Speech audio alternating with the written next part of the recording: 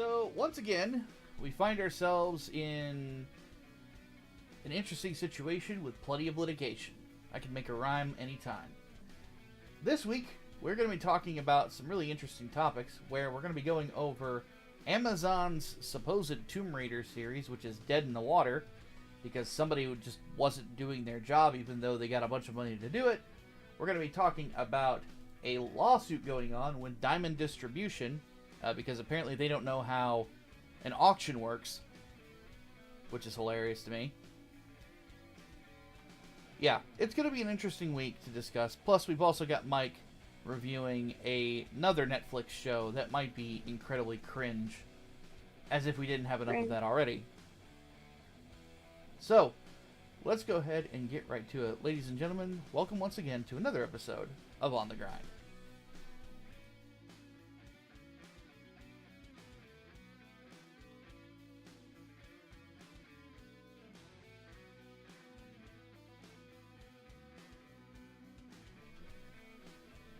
Alright.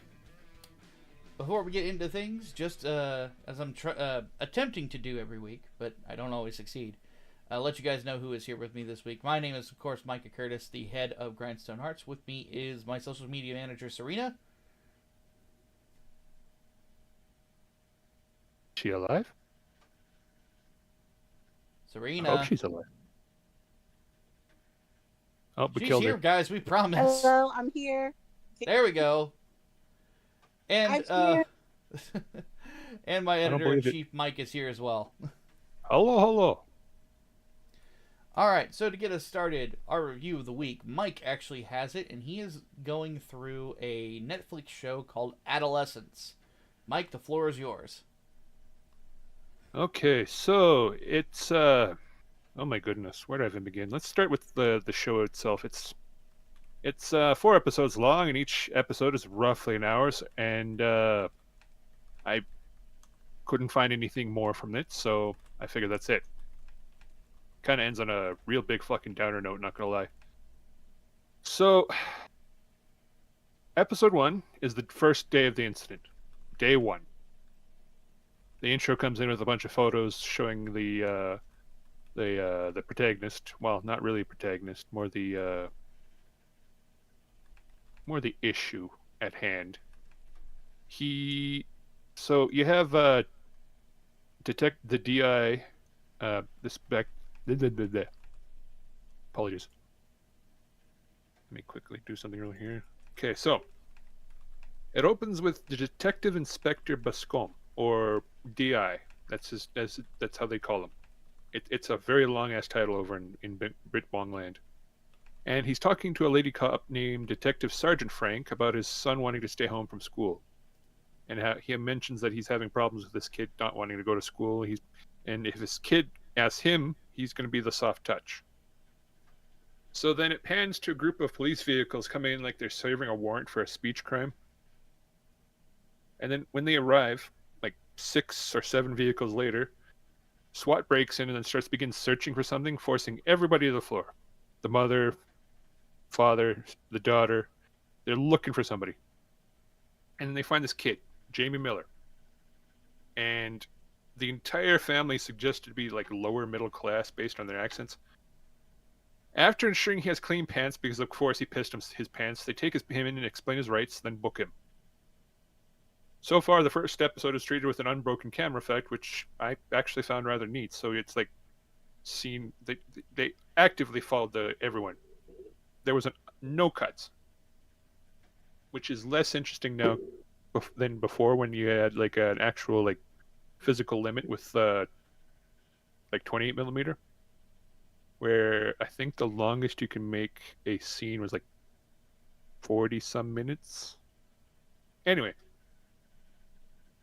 once the paddy wagon arrives at the station, they bring him in and give him all the explanations for everything he needs. How he'll need a lawyer, or a solicitor as they call it over there, and he has a choice if he wants a social services worker to be his appropriate adult or one of his family. He chooses his dad. He's brought to a cell, and it pops off to his family, who are adamant amongst each other that he's done nothing and that this is a big mistake. He's brought to a dry cell, which means there's no toilet inside, and it pops off just, at this point, they're more worried about getting compensation from the government for the damages the police committed during the raid. And then the dad spots the lady cop, which the camera chases before coming back to Bascom. They discuss the current case, in particular with each other, DS Frank and DI Bascom. And before Bascom is sent to either have a nap or a walk. And then he goes for a walk, and that's where we find out roughly 20-minute mark what Jamie did. He's accused of murdering someone with a kitchen knife. Episode then reinforces that Bascom is a dad and is dealing with dad problems for sympathy. Then it chases a police corporal delivering a form to what I think is a nurse, questioning Jamie if he understands his current circumstances. Then Jamie starts crying that he hasn't done anything. Then the camera follows the dad when the nurse goes to the front desk with her findings, and then follows the lawyer as he goes to speak with the family, I should say. The lawyer explains the situation, asks if they understand the situation, what he has to do before getting his briefing. Camera follows him to the briefing room where he prepares notes on what looks like brown napkin paper. D.I. Bascom arrives with the lady cop and explains the situation. A murder the previous night, multiple stab wounds, no media, lots of hush-hush so far about the victim. Lawyer chases after Bascom to get more answers before the camera chases the desk sergeant, who informs the dad that samples are about to be taken, and then to Jamie, who's getting his photos done with his dad present. The lawyer is revealed to Paul Barlow, who reveals that he's the kid's lawyer. Then a mouth swab is taken, fingerprints on the most obnoxious fingerprinting machine I've seen, and then they went to go get his phone passcode, which he objects to. Then they get a blood sample that reinforces where he's afraid of needles, because he's just a little kid, he's 13 years old. But he finally gives in after they say it could ruin his case. A strip search is made, which the dad objects vehemently. And the lawyer says, yeah, no, he really should, because it'll ruin his case. And the search goes off away from the camera. But they force you to watch the old man's face while they search through everything on him as he's naked. Everything. It's fucking awkward. They give him new clothes, and then goes to a briefing room to talk with the lawyer. Lawyer's trying to socialize Jamie, finding out whether he really likes history and the Industrial Revolution. Lawyer explains how this is going down, and he coaches him how to answer no comment on most questions. Lawyer leaves, and then the dad chases after him to get a better coaching on how to be an appropriate adult, which is a thing that they need for kids over in the UK. The dad breaks down. He's trying to get clear information from the lawyer, who points out the kid must have done something heinous to get such a warrant, and tells the dad to kind of suck up everything up. Dad goes back to the Jamie to ask if he did something, and Jamie says no. They move to another room to get a recorded interview with D.I. Bascom and the DS Frank. He's being recorded and says no comment as to what he did the previous night. Then he's being asked about his school. Then his school behavior has problems. Then if he has any friends, he has no comments. He's asked about sexual behavior and his Instagram photos on the internet and his posts. They ask him if he has a girlfriend. They ask him if he has friends who he's posted about, and they vaguely threaten him they could find him with them without him. His friends are Tommy and Ryan, and asked how long they've known each other, and that's not really too important. He no comments if he hanged out with them the night previous. No comments. They asked if he was wearing some particularly blue Nike trainers. The victim is apparently a girl named Katie Leonard, who he shared a few classes with. Jamie asks if this is the girl that is dead, which Dea Bascom jumps on a bit. They keep focusing on sex at this point. They keep asking if he's known her as a friend or not, and then reveals the hows and why she died. They reveal they have some CCTV evidence, at which point the lawyer decides this is probably a good time for a break. Dad says no, he has nothing to hide. Turns out no, he has a lot to hide. They have footage of him hanging out with his friends and leaving his friends and then following the victim, which Dea Bascom gets pretty aggressive in chasing him down. Then they have car park footage of him stabbing the victim on a laptop, which, for some reason, the security footage camera moves to follow the victim and the incident. I don't know if that's an actual thing. It would make sense in certain areas, but that's what caught my brain watching that scene. So Jamie breaks down because crying after the footage played, and Bascom reveals there's blood on his shoes, asking repeatedly for him to explain or even just to say sorry to Katie's mom. The interview is terminated, and they leave the dad and Jamie to ruminate what's just been seen, with the dad finally breaking down after it's been revealed he was lied to. And then Dad just keeps asking what he's done, while Jamie claims again he didn't do it. He just, again and again, I didn't do it. That was the first episode. Now, I didn't mind it, that first episode. If this wasn't affecting UK policy, I wouldn't watch this again because it's a detective. It's like a mystery series. You only watch it once and you're like, oh well, that's it for it, I guess. And then you have like episode 2, which is 3 days after the incident.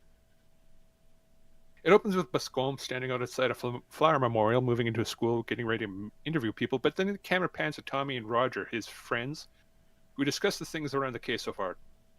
See, it appears the police already asked about these events so far, and the camera leaves the two before it goes to Bascom's kid, who appears to be being bullied at the moment.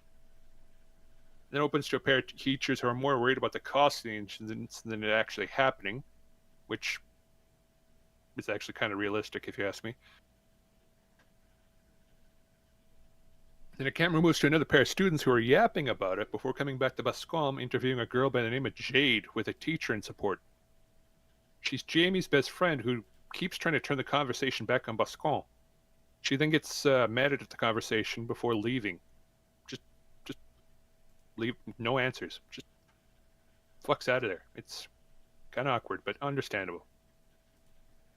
Both detectives are brought to a class to ask them if they have any info on a possible murder weapon, in which Tommy is looking pretty guilty before finally the Indian teacher finally arrives, like near the end of the fucking like area, but scene to give them a video lesson.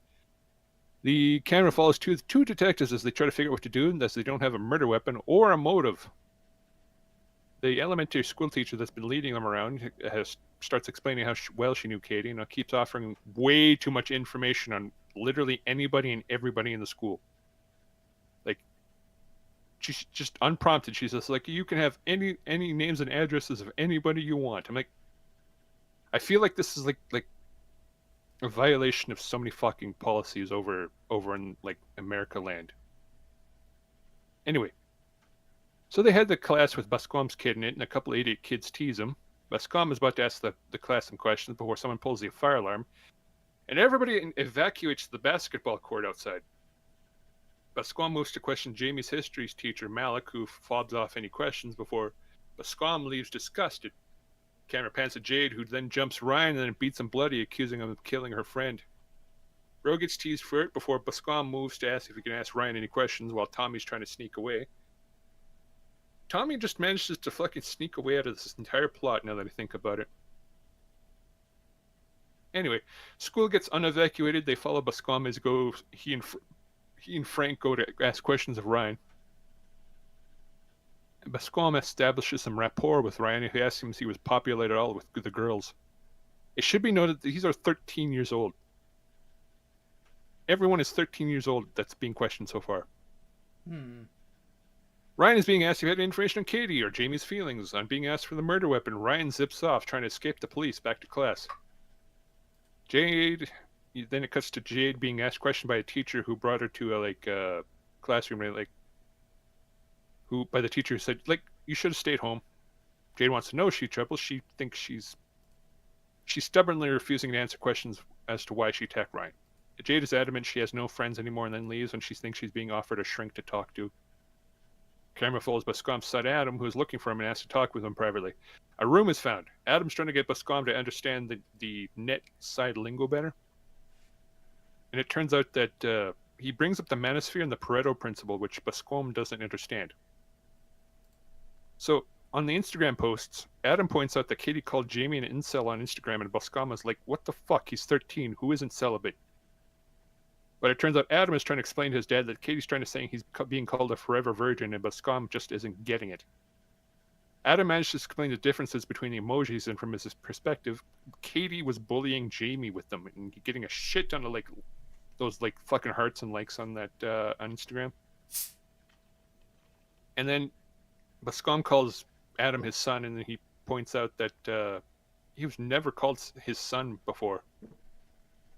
At which point, then Adam rushes off. Bascom goes back to Frank, who explains the possible motive, at which Andrew Tate is mentioned. Like, actually name dropped? Actual name dropped. Huh. So they part ways with the teacher that's been leading the round, then point out the school is about 2 steps away from being a holding pen. Talk about the school and ask if she wants kids. She says no. They know about Adam, and at which point the issue of perpetrator versus victim's notoriety comes up, which is kind of a valid complaint actually, because nobody remembers the victim more than the dude that did it. And so Bascom goes back to ask Ryan questions, and then Ryan zips out a window, and then he starts getting chased by Bascom down a block away into an alley. And Ryan finally answers questions, finally asks if he knows what an incel is or if he helped Jamie get the weapon. It turns out Ryan did give him the weapon, but keeps telling Bascom to ask Tommy questions. Then he gets arrested on conspiracy to murder as it's revealed that he provided Jamie the knife. Bascom splits from Frank and goes on a walk by himself and ends up taking Adam out to lunch, or perhaps dinner, as it's sometime in the afternoon. The camera pans to Jade, who's looking pretty lost, as a choir of kids starts singing Fragile by Sting. So then the camera flies over to look over the crime scene filled with flowers and bouquets, where Jamie's dad is bringing a bouquet and looking like hell washed over, like understandably. Like, this is where I was starting to like it. I was like, okay, all right, this isn't bad. If it keeps up this particular energy, like, okay, this is fucked up. This is totally fucked up. Like, I'd be all right with it. And then episode 3 happens. It's 7 months later.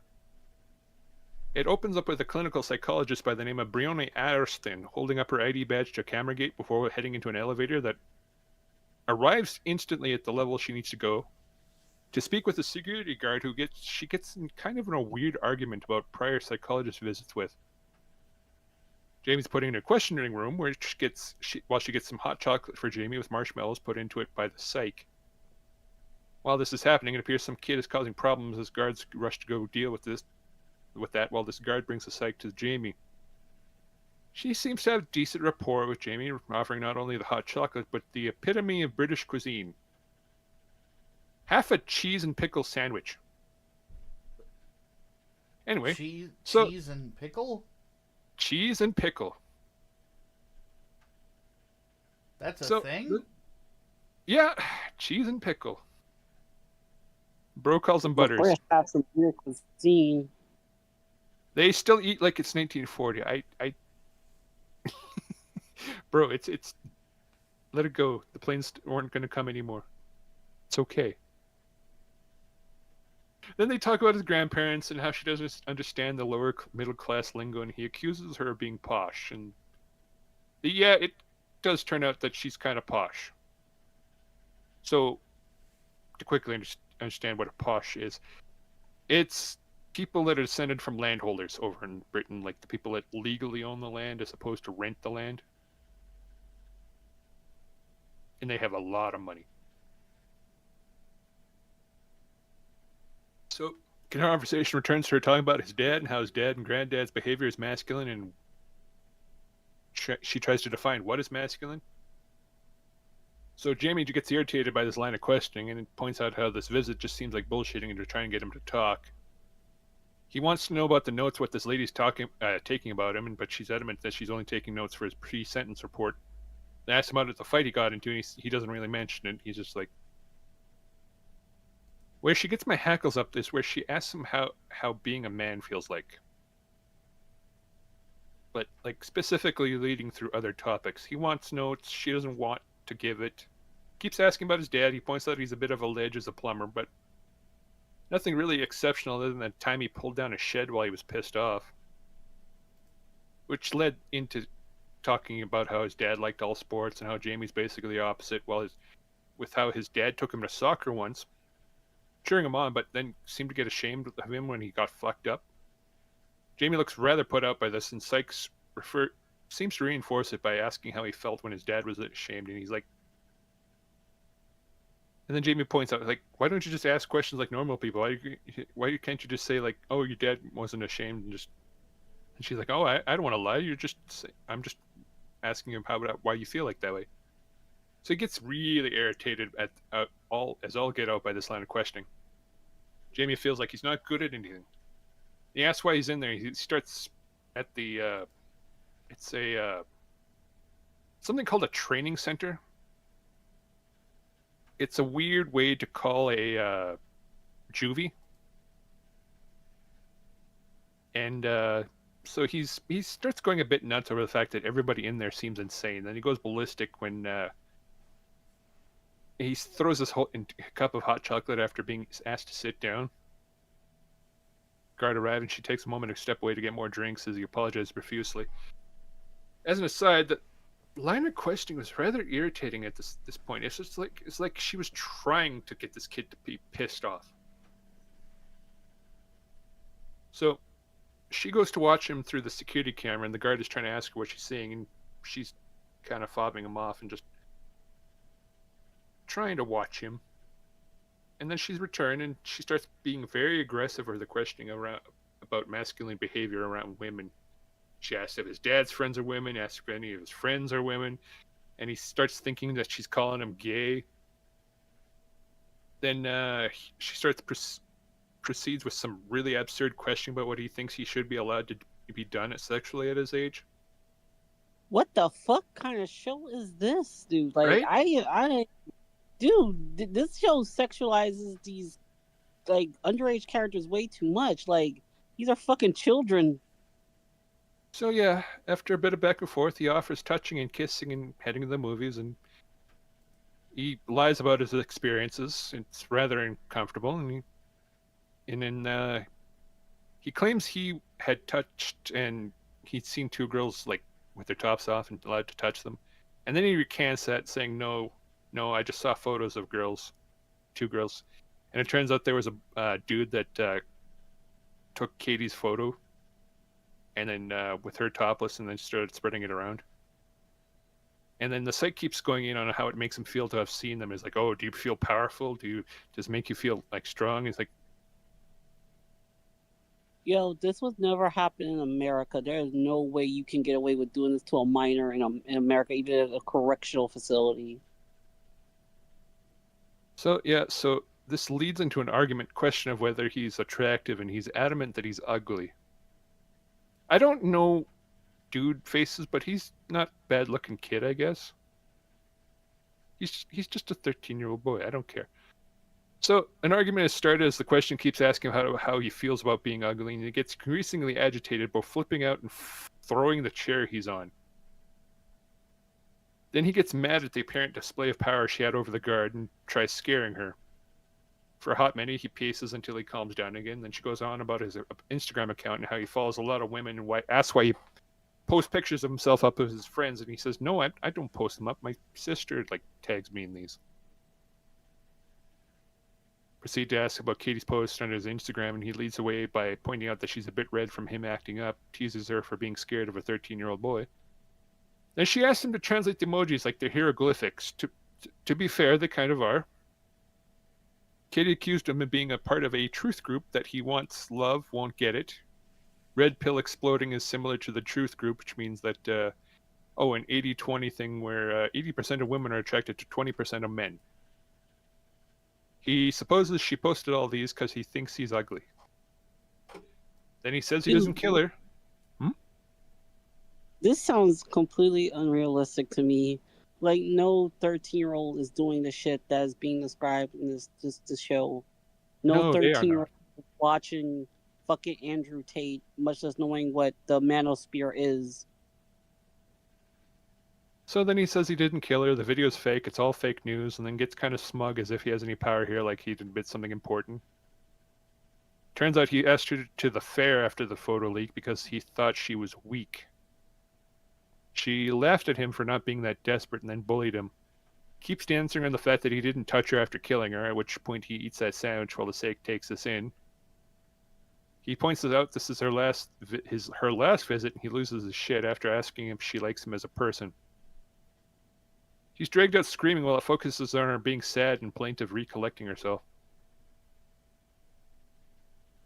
And that episode kind of poisoned the well for me right there.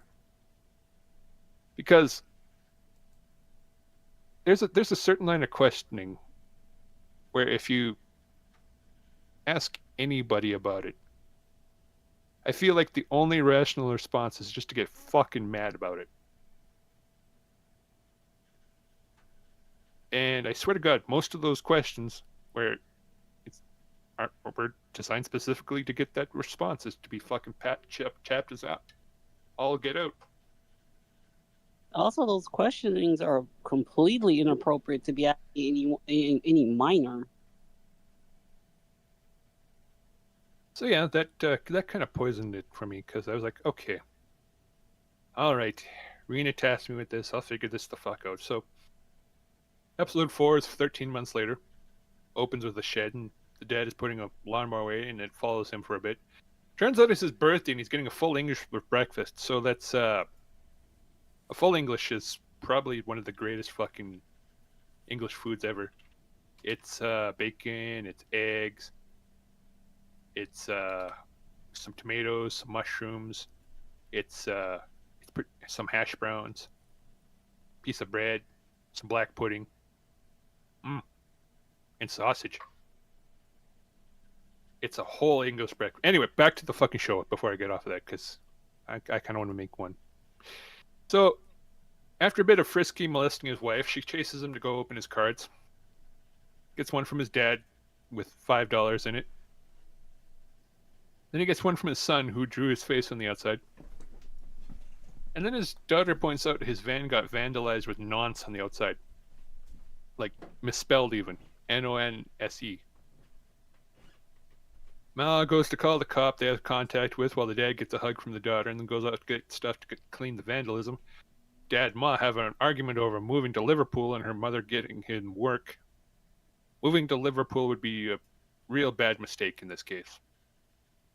They're fucking nuts over in Liverpool. So he tries to go clean the vandalism, and the daughter's crying a bit. Mom coming up to talk about the boys that she's talking with, and how the daughter isn't sure if the vandals even knew who the nonce was supposed to be. So at this point, it's obvious they're kind of isolated in their area, and then the dad has no idea how to handle it. They head off to go to a hardware store, all of them, because he doesn't trust the neighborhood anymore. And 2 teen kids call him a nonce as they pass by. And so, heading into town, they're all a bit agitated. Sorry, what's a nonce? So it's British short for pedophile, but it's like no. Oh God, it was an old acronym that was like no. What was it? No something. No. God dang it! Why do I have to look this stuff up right now? But yeah, it's kind of like suggesting that the person is guilty of a crime that they have to be isolated away from the general population.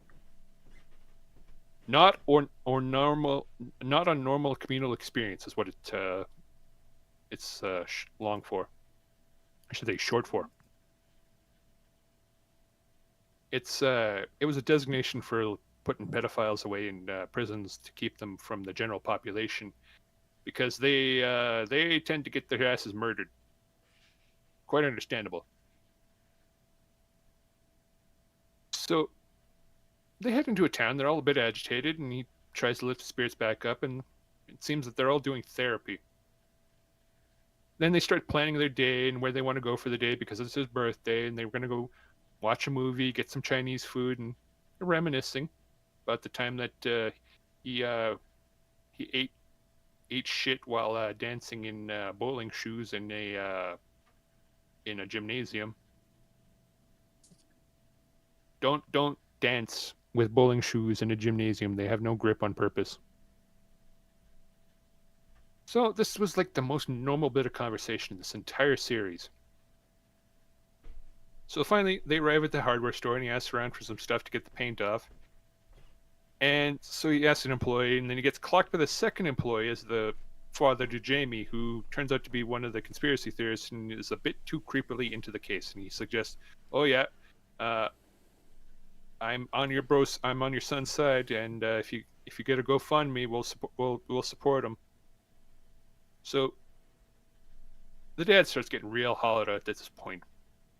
He buys some paint and then spots those two kids watching him again and chases one down to shake him up for following them.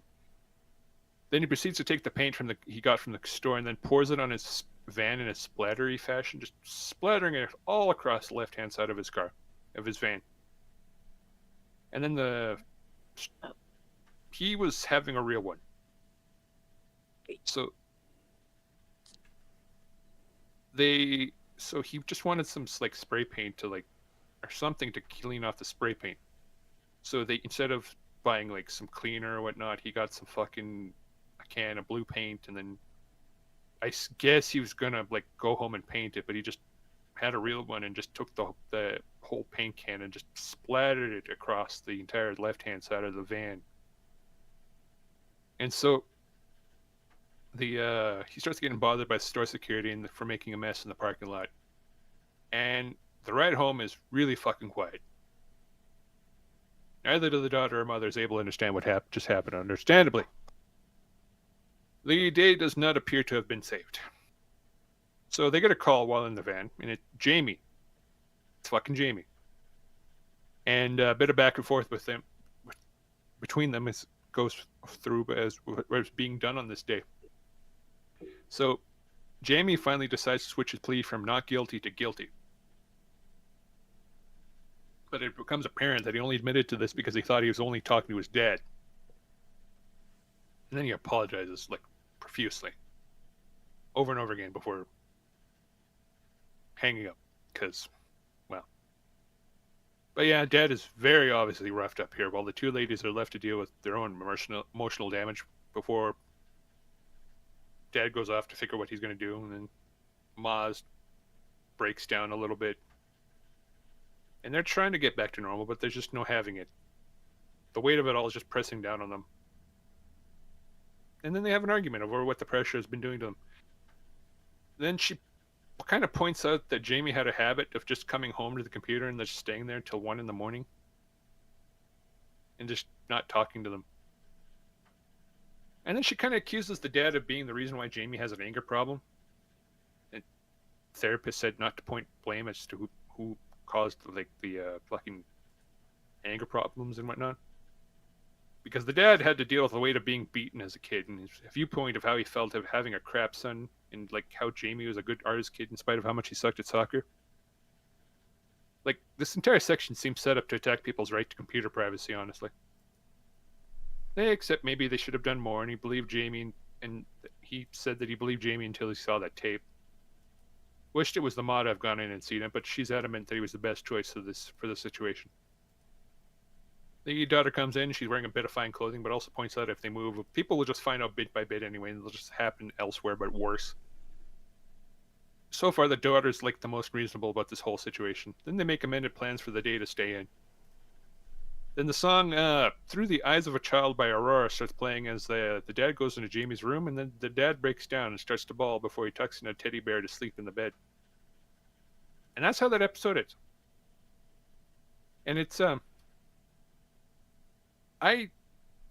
if this was not affecting UK policy, I'd be like, sure, yeah, give it a hit, go watch it. It's not bad. But it feels like a masculine humiliation ritual, like through the whole fucking thing. Where not only are they invoking like a lot of weird 13-year-old sexuality, but like attacking like trying to imply that masculine behavior or like the attempt to go like super masculine is somehow to blame for all these problems.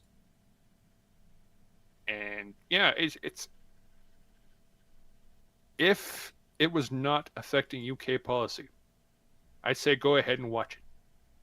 But it is. I'm adamant against it, so fuck it. Fuck them. Don't watch the shit. Hell, I just fucking spoiled everything, so. Ugh. Terrible. Is this gonna get a season 2? I don't know. I hope not.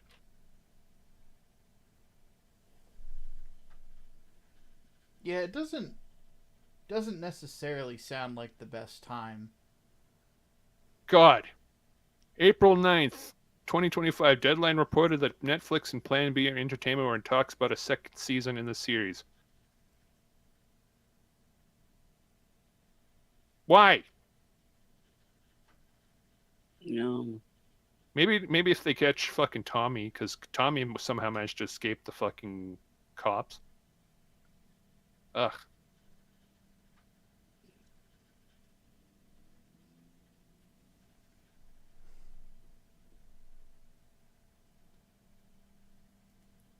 Anyway, yeah, no. It's not a good time. Just knowing that they're letting fictional like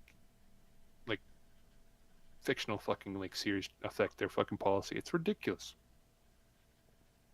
It is. The UK is a clown world. I hate them. Ugh. This show is very creepy. It's off-putting. Yeah, that... I can't really imagine, like, an interrogation room.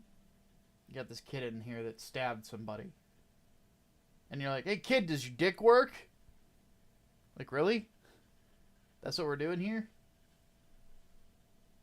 That's how it felt like. It's yeah, it's just I don't understand it.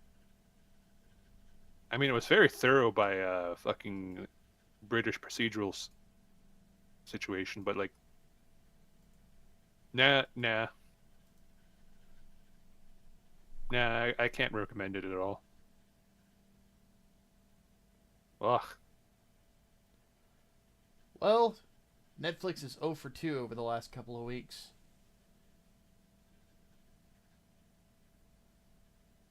Oh my goodness. There used to be a time where it seemed like Netflix was like releasing a lot of bangers. Nowadays, they just can't stick the landing. Which is unfortunate because like their initial releases were like really good that or if memory serves anyway. I just think like especially like the biggest thing about this is like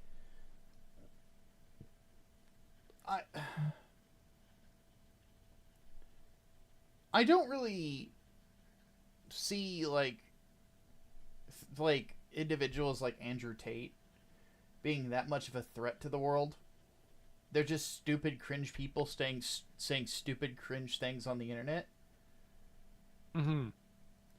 And I'm of the opinion that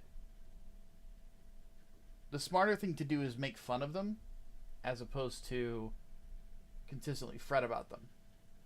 Yeah, because if they imply that they're a threat, that's like giving them power.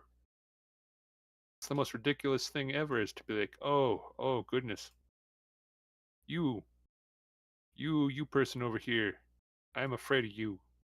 And for what reason is that? Given like terrible fucking information and fucking outcomes and viewpoints on life, and it's just like, oh yeah, my life is getting so much better than yours. I mean, this is how I'd overcome it. This is yep, I am super powerful.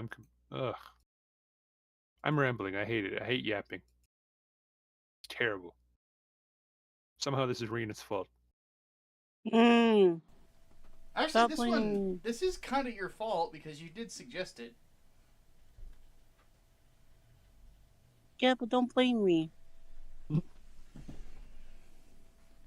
It's Twitter's fault for blowing it up. Oh, it's Twitter's fault now.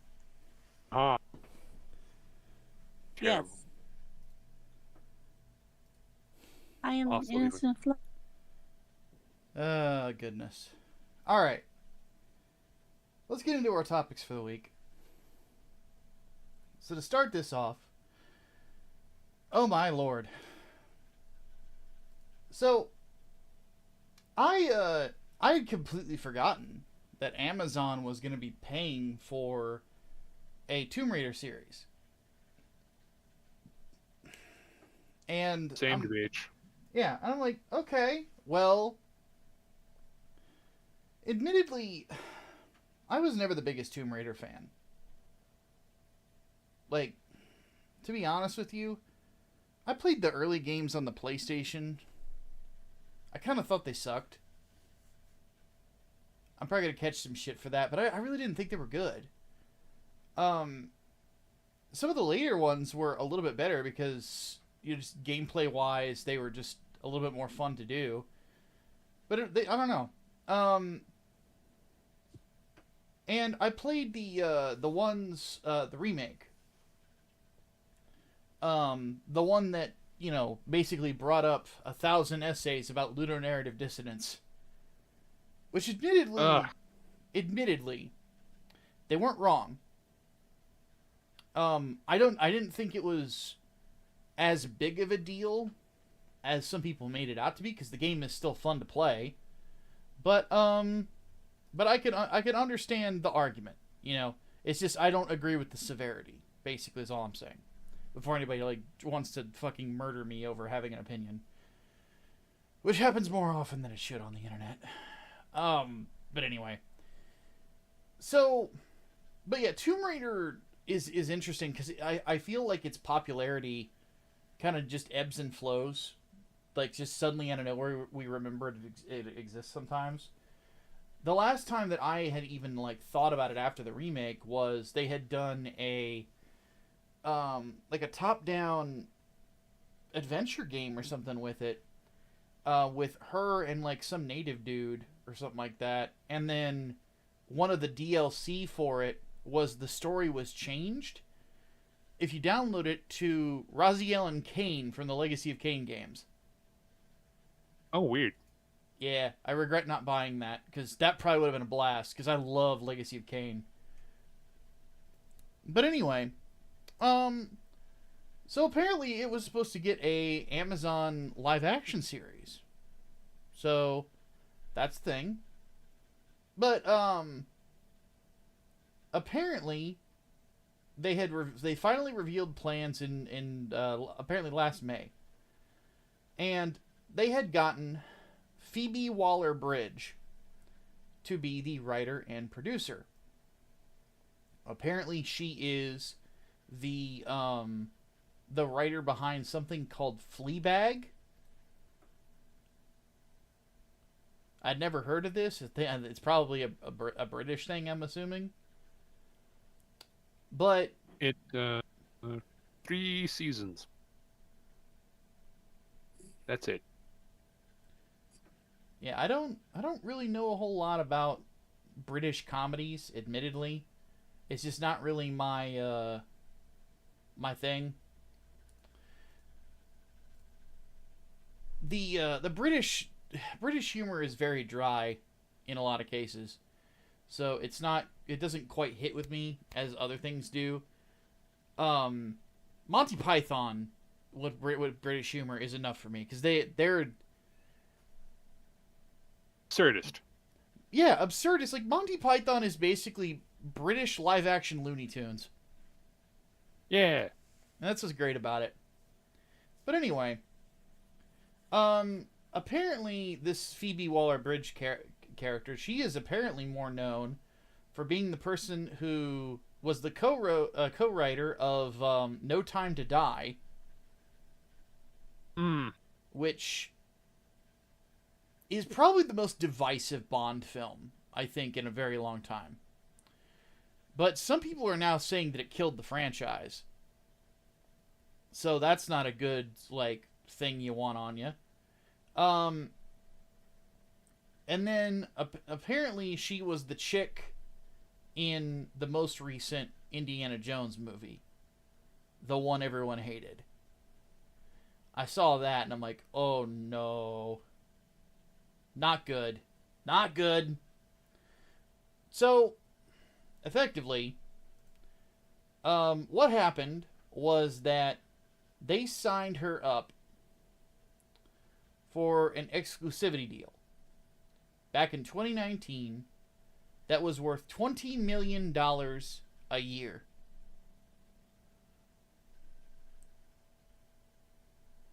The deal was made, this is from PC Gamer, the deal was made under the aegis of Jennifer Salke, who also greenlit and was overseeing the Tomb Raider project and was the head of Amazon Studios until just last week. So effectively, it sounds like she paid somebody she knew in Hollywood, maybe she was friends with, we don't know, a bunch of money, and probably just because they were friendly. And next thing you know, nothing happens. This reads to me, and by the way, I might be way fucking off here, but this reads to me like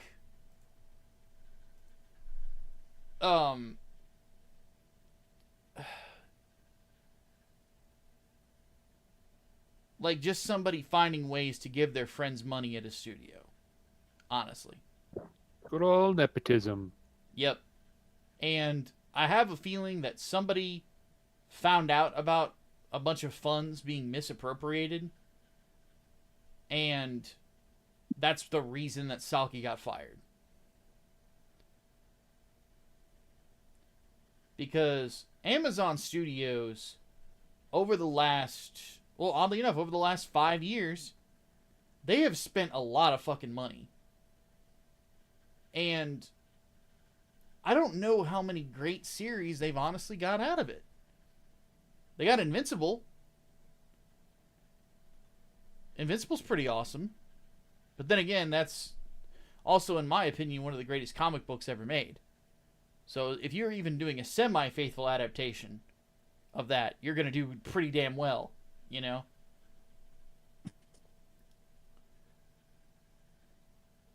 But, so this is quoting from an article over on puck.news. That basically goes over the whole thing, and I can't read the whole thing because it's a subscription website, so I will read this in regards to Jen Psaki. Well, at least Jen Psaki doesn't have to peddle a $40 million Melania Trump movie. That's a silver lining, I guess. Amid yesterday's unceremonious ouster of Amazon MGM Studios' top content executive, steward of a $9 billion plus annual programming budget, and one of those powerful figures of the last decade in Hollywood. Like many of the exec firings lately, this one seems simultaneously abrupt and long overdue. No, Psaki's deal wasn't up. Amazon doesn't do contracts. Yes, she had been in the role for more than 7 often rocky years, and poured tens of billions of dollars into original film and TV with less to show for it, both critically and commercially, than some of her rivals. When did Rings of Power start? Oh god, that feels like 4 years ago. So she would have been behind that. And all the other bad stuff. Ago. Yeah, all the other bad stuff that has come out of Amazon that feels like a major money waste was her fault. And this honestly is like wild to me, because here's the other gift, or the other joke about this whole situation. Jen Waller-Bridge produced no script in 5 years for this show. Amazing. How the fuck? I have a feeling Serena was about to say the exact same thing. So I will let you say it as well. How the fuck did you spend over tens of millions of dollars on a non-existent script? Was there not any oversight? Like any financial oversight? Anybody checking up on progress in the script? You just funneling money into this shit? That's what it comes across as, because, like, now obviously we are a much smaller business than Amazon, but if I bring somebody onto Grindstone, I expect, like, I'm not even entertaining the idea of publishing them unless I know a script exists. Like, as a frame of reference, when we brought Almighty Lolly on to do Cyberpop, there was already a script. It needed editing, but there was already a script. It was done. And it's like, I hear stuff like this and I go, how the hell do people get away with this? Like, seriously, how the fuck can you, as a company, as Amazon's biggest company on earth right now, right? or if not number one, they're like top 5. What's the Fortune 500 looking like these days? Let's see if I can pull it up. Second biggest, right behind Walmart. And not unexpected. Yeah, it's Walmart. What do you expect? But regardless, like, how the fuck does a company that big not have the oversight on their production end? Like, it's absolutely wild to me. Now, granted, we've had a lot of CEOs in companies. We're going to talk about another one here in a minute. That have been absolutely checked out. Like, they collect their fucking dollars and they just keep going. And I hear that and I think to myself, I'm like, how the fuck did you exist for this long and do this? Like, how the... It makes no sense to me. So, my thought is what happened is somebody who was at Amazon with oversight came across this and is like, you bitch, you're fired.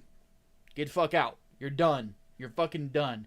You paid $20 million to some British goof who ruins franchises for people for a fucking Tomb Raider thing, and we have nothing to show for it? You bitch. At that point, I would just be asking for my money back. Mm-hmm. And start talking to lawyers. Yeah, at that point, like, I'm gonna be honest. At that point, if I was in charge of Amazon, if I was Jeff Bezos, I'd be like, all right, so we paid this person $20 million for a show. We didn't get a show. We didn't even get a script. Let's get our money back. Call the lawyers. Get the money back. I don't care how many candles she spent that shit on. We're getting our money back. Because that's bullshit. Honestly. Now, here's the thing. Before anybody freaks out on me, I don't want an Amazon show from this chick. Because, again, she ruined Indiana Jones. She killed off James Bond. Had him riding bitch with some black lady on, like, a moped or some bullshit. Like, she sucks. From everything I've seen, this lady sucks. I don't want her writing fucking Lara Croft. She's probably gonna get it wrong. She's probably gonna get everything wrong. On purpose. Yeah. I'm probably gonna just try to fucking change everything. With her and her giant nose. Like, lady, we do not need that. We just want something that is, you know, appropriate to it. We just want... Here's an idea. Here's my idea for a show. For Tomb Raider. You have Lara Croft. You dress her in shorts and a tank top. Have her go into the jungle. And have her raid tombs. Astonishing. 10 out of 10. Yeah, just prints money, doesn't it? It's that simple. We don't need a lot of other stuff with this character. Like, she's basically female Indiana Jones. You know? But, like, you don't have to do a whole lot with it. You could do some fun stuff with it. But ultimately, the fact is that, like, the fact that you couldn't come up with a script for Tomb Raider, which is a very simple property, is wild to me. Folks, we got a movie about Mario Brothers. Mario Brothers. We have 2 movies about the Mario Brothers, but we're talking about the most recent one. We got a movie about the Mario Brothers, and you know what the story about Mario Brothers is? You run to the right, you jump on mushrooms, you jump on turtles, you pull a drawbridge out from a bigger turtle, and you save the girl, assuming that she's in the castle that you're in. She might be in another castle. You might have to do it 8 more times. And you defeat Bowser and save the Mushroom Kingdom. He's the big turtle. But that's it. You just run to the right and do the thing. Like, they came up with a movie. Like, they came up with a movie for that. It was a good movie too. I liked it. I had a lot of fun with it.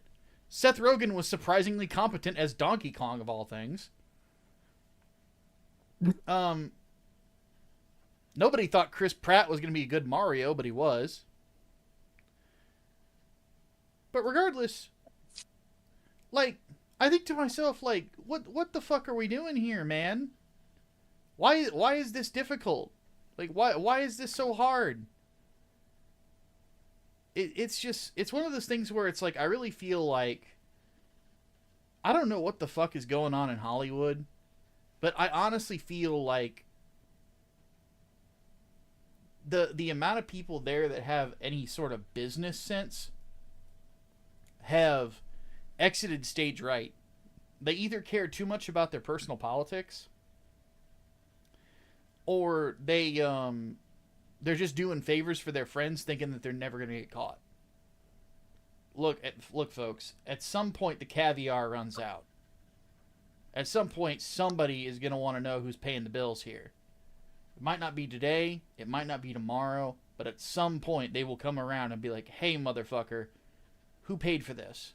Why are we paying for this? Did we get something in return? No? Your ass is fired." It's that simple.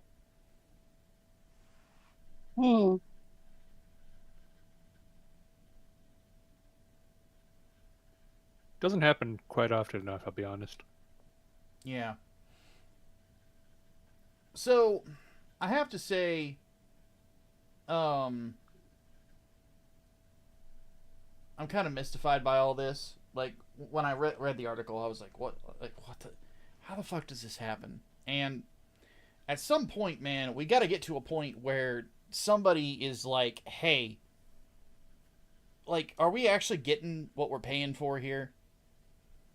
Because on the flip side, like, I'll say this right now, if you, it's not like Tomb Raider can't make the bucks. I mean, didn't the Angelina Jolie movies do pretty good? They weren't bad. Let me see.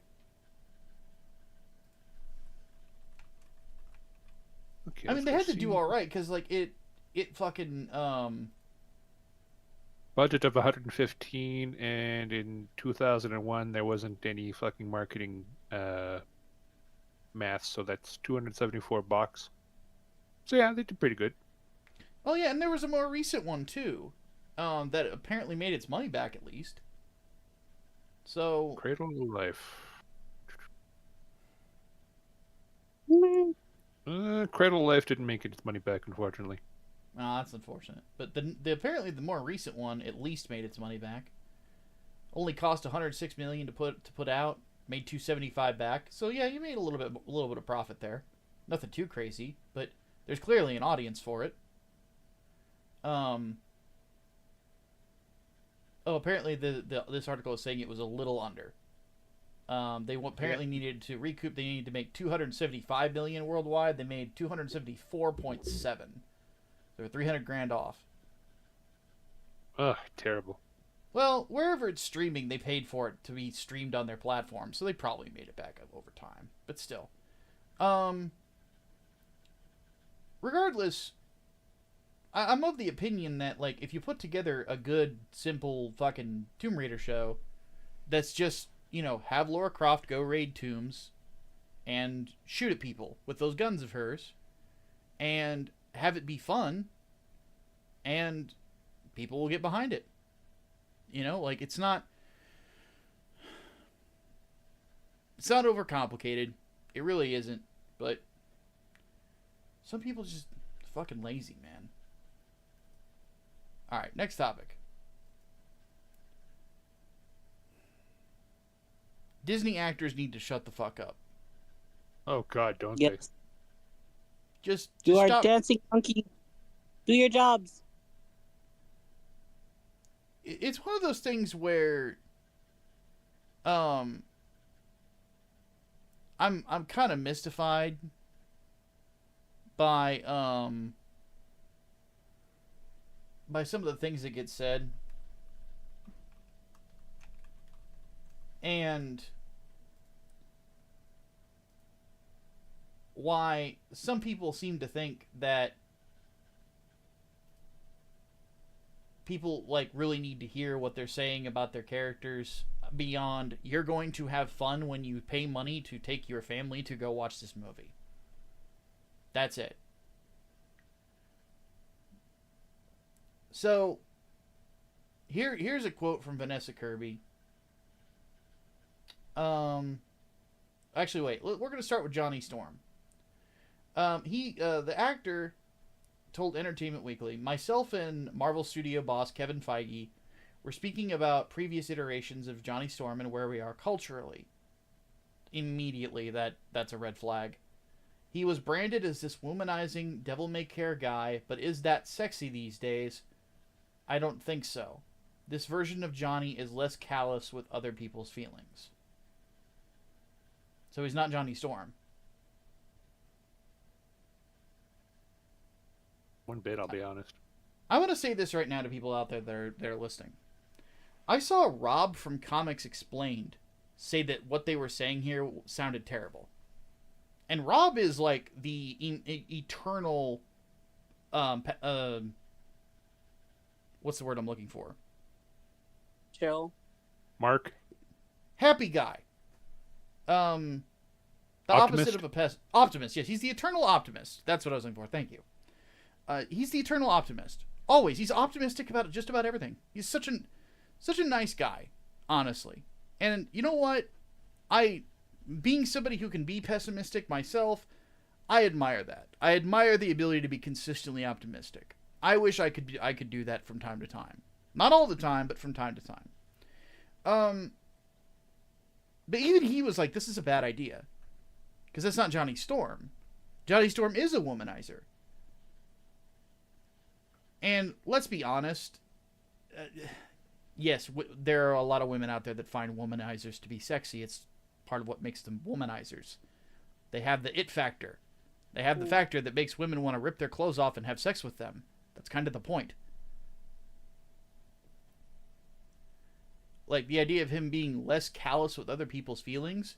Look, I will say this right now. I absolutely want Johnny Storm to walk into a room, throw something at Ben Grimm's head, and call him a big rockhead. Because that's Johnny Storm. He's kind of a dick, but he's also very lovable. Because he's a dick, whenever he eats shit during a fight or something like that, it's fucking hilarious. But on the flip side of that, the whole thing about Johnny Storm was that, you know, a lot of that stuff was just a projection. It was what he felt he needed to be as a man, because that's how he defined being a man. In reality, that wasn't exactly like who he really was. When you got behind the surface, you found out that he was actually a really good uncle to his niece and nephew, and a pretty stand-up guy.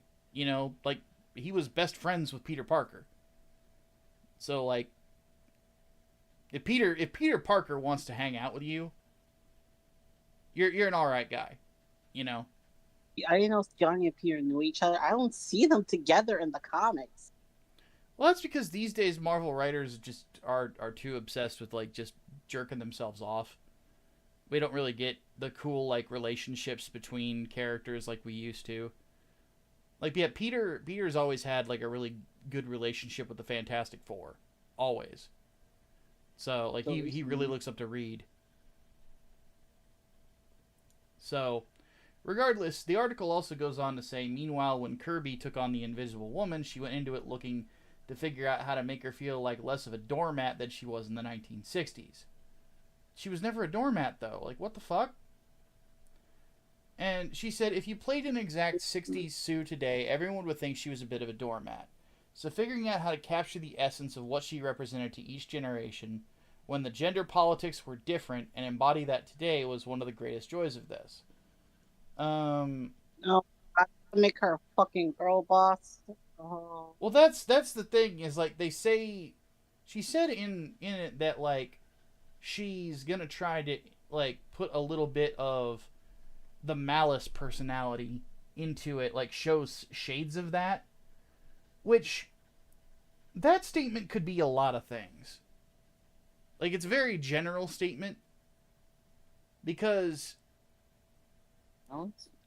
first off, I never really saw Sue Storm as a doormat, like, ever. She was a mom, you know, and when it comes right down to it, like, she's always been a very assertive woman. Always was willing to speak her mind, was willing to stand up for herself. But she always stood by Reed because she loved him. So when you start sitting there and talking about, oh, we're gonna like bring in like the gender politics and all this other stuff, and it's like, we don't really need to do that. You don't really need to be thinking about anything politics. Yeah, I got a comment on one of my YouTube videos recently.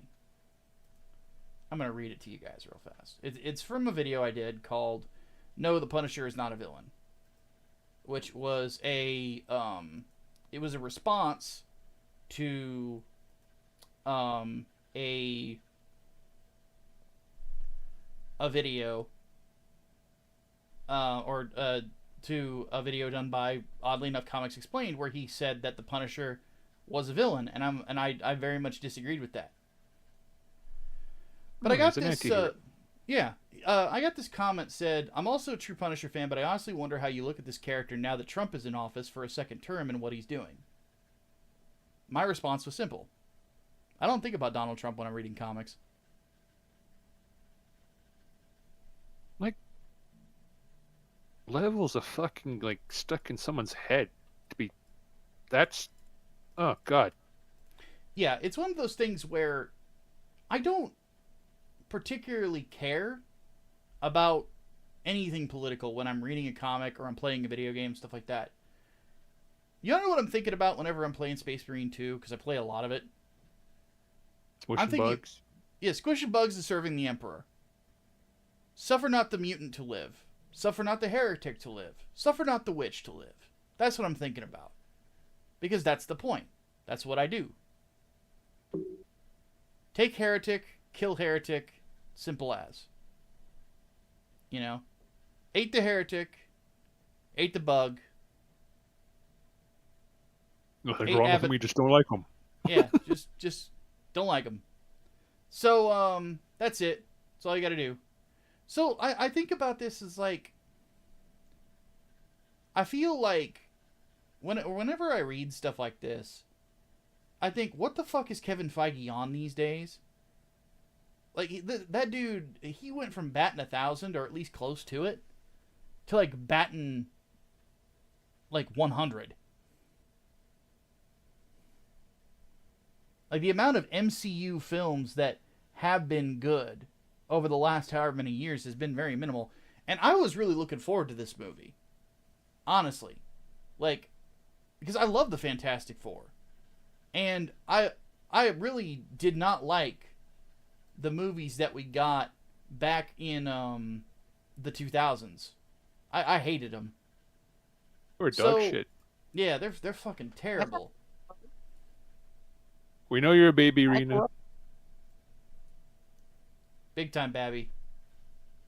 You small babu. They're not that good. They're decent. They're decent films. No, I really don't like them just because, like, they have Michael Chiklis is good as Ben Grimm. I will say that Michael Chiklis is really good as Ben Grimm.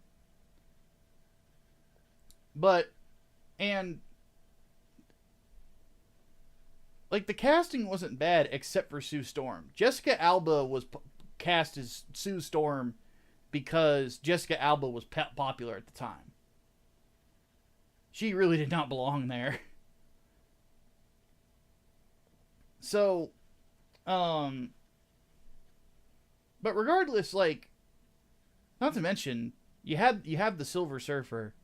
You have the Silver Surfer played by Lawrence Fishburne. And you wasted weird it. Fucking, like, casting choice too. Not gonna lie. I thought I liked him a lot because he has that wise sort of tone to his voice, right? Mm. And I always imagine Norrin Rad having a voice kind of like that. Like, I love Cosmic Marvel, and there was Stan Lee was very inspired by Shakespeare in his writing. You read his Thor stuff, like, that's largely what it is. It's just Shakespeare. I always felt like a lot of Marvel comic book characters from the cosmic area, like Silver Surfer, Thor, Thanos, so on and so forth, were very Shakespearean and kind of like their formatting and such. And but the Fantastic Four, it's I really feel like when I read this, like beyond politics, it sounds to me like they're overthinking it. You can't overthink the Fantastic Four, man. It's not complicated. Reed Richards is elastic. Sue can fade from sight. Johnny is the Human Torch. The Thing just loves to fight. Call the Four. Fantastic Four. It's simple. It's not. You cannot overthink this shit. Because like I was so stoked from the first trailer too. I was even like, given that this is supposed to be an alternate universe to the rest of the MCU, I didn't even mind the fact that they're gender swapping the Silver Surfer, because it's like, well, it's an alternate universe. The Surfer's probably not going to live to the end of the movie. So, whoop-de-doo, right? But when I I was excited by it, because I really liked the idea of Ben Grimm in the kitchen with their robot and just cooking and stuff, and that's obviously, for those who don't know, Eben Moss-Backrack, who is playing Ben Grimm in this. He is also on a show called The Bear, which is an awesome show, and he plays somebody who helps run a restaurant. So it's probably a reference to that they put that in there. But I love that. It's very Ben Grimm. And I like the fact that Ben Grimm looks like one to one almost on how Jack Kirby used to draw The Thing. And if I will say one thing about this, I have read interviews with Eben Moss-Backrack about this. He is super proud to be playing the character. Super proud. And he doesn't want to mess with him. He just wants him to be Benjamin J. Grimm, the ever-loving blue-eyed thing. That makes me happy. So, if nothing else in this, if Benji is still awesome, I will be a happy man. I'll at least be able to walk away with that. But we'll have to see what happens. So yeah, as it stands though, this admittedly, this deflated the hype. There's a lot of people online that were really looking forward to seeing how they were going to take the Fantastic Four, if it was going to be more comic book accurate. Like, it was looking like something out of a 1960s comic book. Like, it was so cool to see it, too. Generally speaking, a lot of people were excited for this movie, and I really feel like they might have Snow Whited it. And it's like, somebody at Disney needs to go to their actors and just line them up and just extend their hand and just run down the row, smack them in the face. Be like, stop talking about politics. Shut the fuck up. Nobody cares. People that do care a lot, and they tend to have a lot of money. Ugh. Terrible.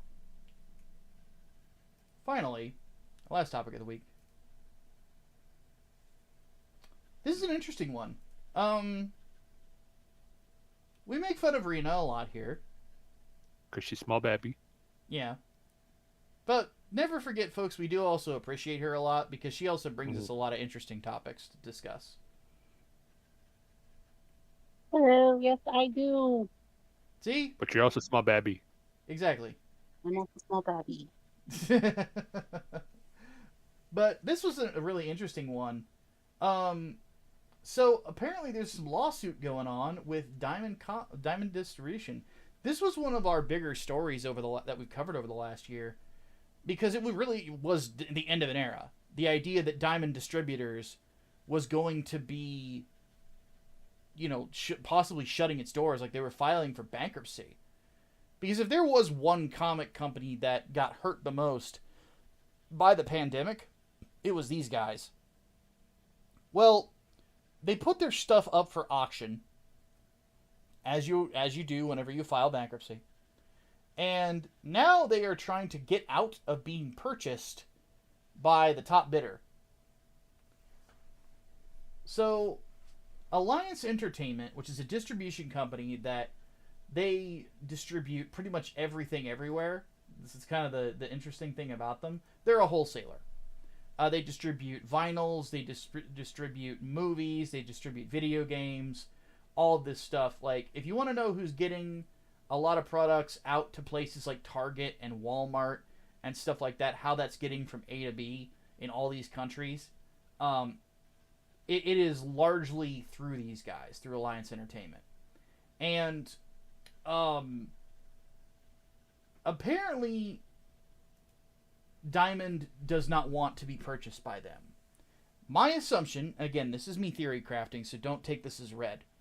My interpretation of this is that more than likely the other person that Universal made the number 2 bid on this, and they want Universal to buy them. I have a feeling Universal is not going to look to restructure them, which, by the way, would be a fucking mistake because they're bankrupt because of their own stupidity. Why would you want the people who are stupidly bankrupted a company to stay there?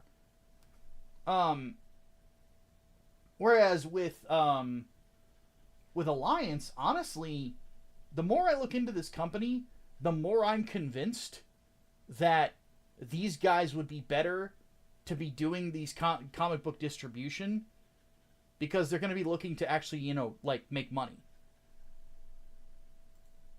And basically what is happening is basically what's going on is Alliance has filed a lawsuit against Diamond.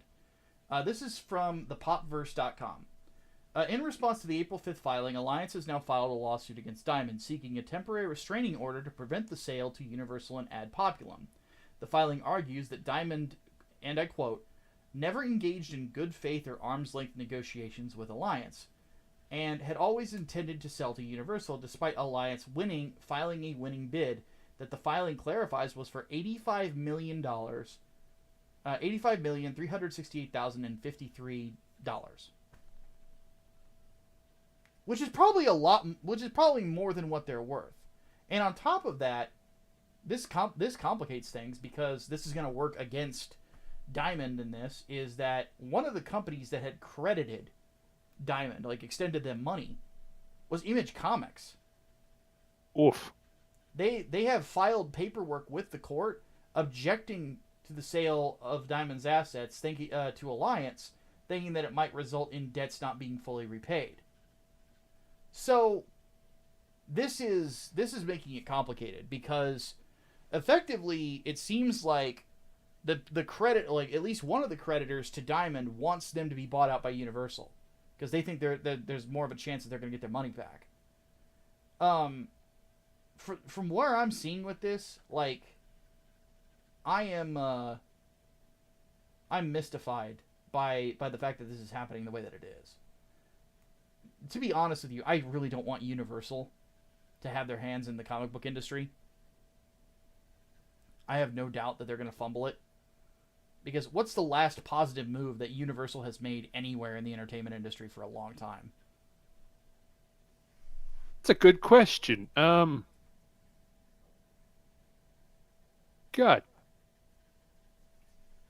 I can't even name a single thing. I'll be quite honest. They have great theme parks. I'll give them that. That theme park is amazing. I went to Disneyland. Disneyland is the one in Florida, right? Or is that World? It's World. I've been to Disney World, and I went to Universal Studios. I went to them within 3 days of each other. Dude, to give you an idea of what the experiences are like, I got to ride on great roller coasters. They had an arcade with all the best fighting games of the 90s in there. Oh. Yeah. I got to play Street Fighter Alpha 2 for the first time in a long time, and Third Strike and all this other shit. I was having a blast. They had they actually had a Marvel Comics shop there too, because they had a deal with Marvel at the time. So I picked up a bunch of comics, it was a bunch of the Garth Ennis run on Marvel Knights Punisher was going on at the time, so I picked that stuff up. But yeah, great theme parks. Disney World, to compare, I got stuck on Small World. Oh no. I want you to imagine. Not only did I get stuck on Small World, I got stuck literally in between the Oh my. Yeah, it gets like I got stuck in between the part where it's in English and then they start singing it in other languages. Oh, no, God, no. I was stuck there for 10, 20 minutes, something like that. If you ever wanted to know what insanity sounds like, it's that. Oh god. That's why I'm able to write horror so well, folks. Demons and stuff like that doesn't freak me out. I know what real insanity is. That's being stuck on the Small World ride where you're hearing this stupid fucking song. It's so many languages. It's like, go fuck yourselves. Yeah, that... I never... I've been on Space Mountain stuff like that, but I've never been on Small World. Yeah, I got dragged along by some friends, and they were like, "Oh no, Micah, we have to go on Small World," and I just said, "I'm like, that's my usual question. Do we really? Is this truly required of us? If we did not ride Small World and we woke up tomorrow, would we really feel any different? I'm just asking." And I was right!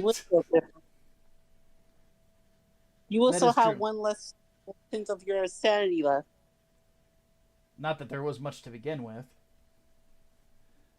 Oh. I won't lie, folks. I basically started with a tank quarter empty. So, regardless, though, like, I see this and I just say to myself, I'm like, the comic book industry right now is in shambles. It is a fucking mess. Like, it is... Every time I hear about a new arc for anything in regards to comic books, I just go, that's fucking stupid. Totally correct, like, most of the time. Yeah, it's like, what the fuck are we doing here? Like, I hear the dumbest stuff. Like, I hear you're getting people involved in comic books that have no business being there. Why the fuck did the comic book industry feel like Ta-Nehisi Coates needed to be involved in it? What did we gain from that? Does anybody... You'll notice nobody talks about it. I'm the only guy who brings it up. Because I was that offended by it. And the reason I say that is because there are plenty of black people out there that are ridiculously talented individuals that should have been working for the Big Two yesterday. Should have been already happened. Christopher Priest. Christopher Priest being... Well, he's never gotten the recognition that he deserves. Ever. That guy should have been on Amazing Spider-Man. But they always typecast him into Black Panther. His Deathstroke run was incredible. But the other one that I think of is a good friend of ours, named Kanan White. Now, Kanan is happy working with Eric July, which I'm very happy for Kanan. I love Kanan to death. He's one of the nicest guys I've ever met in this industry. And obviously the cover he did for Cyberpop was just fucking gorgeous. But the thing is, with like, he should have been working for the Big Two. The fact that he was overlooked like he was, to me, is fucking ridiculous. Kanan is amazing at what he does. The way that I think about this is that there is a like, it was just done for political brownie points. DC Comics hired Zoe Quinn. I'm sorry. You're genuine. Oh fuck, she did too. Yeah. Fuck. Then she killed a guy. Zoe Quinn killed a guy. Right. Remember, Zoe Quinn killed a guy. Yeah. Never forget, folks. I will never let you forget. But, like, the comic book industry has, like, they have no sense of it. It has no sense of itself anymore. Ever since Stan Lee passed away, comic books have been... And they were already in the turning downward hard. Thank you, Joe Quesada, you fucking hack. But, like, they were just, like, plummeting. And now they are just, like... No, like, Mary Jane Watson is Venom. And she's with Paul. They never Yeah. let her go back to Peter. Like the alternative is Zeb Wells' self-insert fan fiction. Like, fuck off. Like, that's ridiculous. Zeb Wells is a hack too. What he literally wrote the worst Amazing Spider-Man run ever, and they're doubling down on it because they're buddies with the guy. Fuck off, Marvel. But anyway, when it comes right down to it, like, this is one of those things where what I want in the world of comic books need Jim Shooter, effectively. They need someone to come in and say, hey, we're running this like a business. This needs to make money. I have more belief that Alliance is going to do that than Universal would. Alliance, they're just a wholesaler. They're going to come in, they're going to pay off all this shit, they're going to pick up Diamond, they're going to clean it out, probably, and then just get back to distributing comic books. Making good deals, getting comic books in stores. That's it. That's all it should be. But the problem is the entertainment world is so fucking on its fucking head right now that they're trying to make deals that are going to just basically keep the status quo, it seems. Fuck that noise.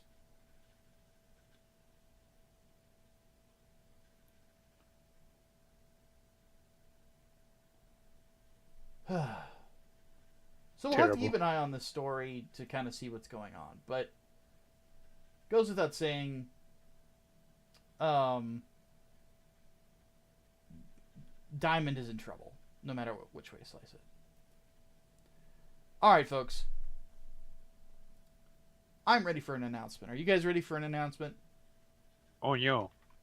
Yes, we're ready. It is a good Go announcement. ahead. We've been talking about this behind the scenes. It's been something I've been working on for a while now.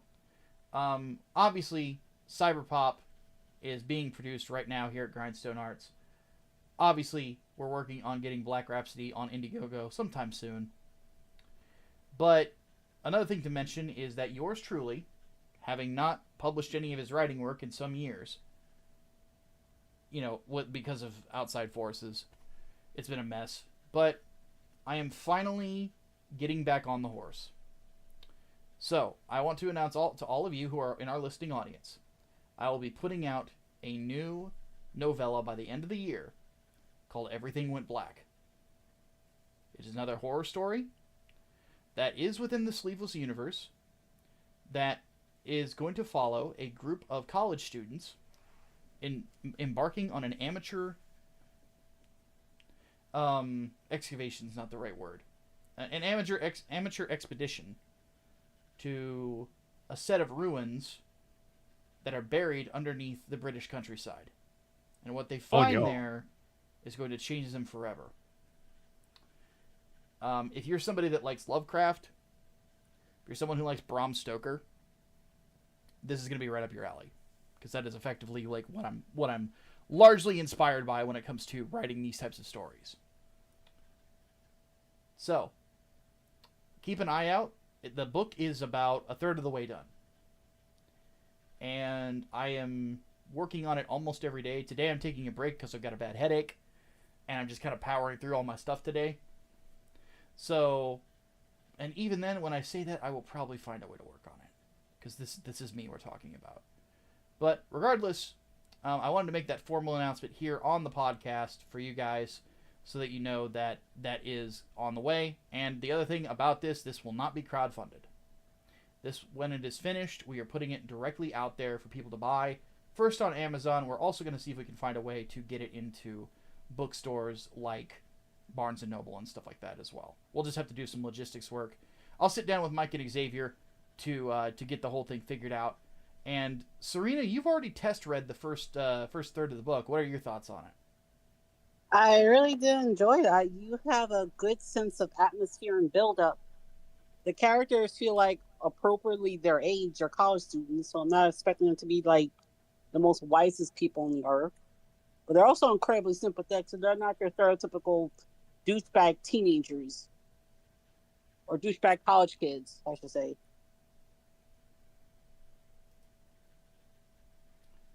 Yep, I'm trying my best to... Oh, go ahead. I was like, I like it. Well, I'm doing my best to try to make sure that it is as good as humanly possible.